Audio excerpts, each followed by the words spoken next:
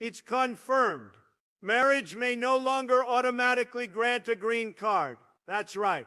If you marry a U.S. citizen, it won't just hand you permanent residency anymore. We're making real changes to the system. For too long, people have been using marriage to bypass immigration rules. We need to tighten things up. Make sure that when someone gets a green card, it's for the right reasons. This new policy will ensure that only those truly committed to building a life in America will be allowed to stay.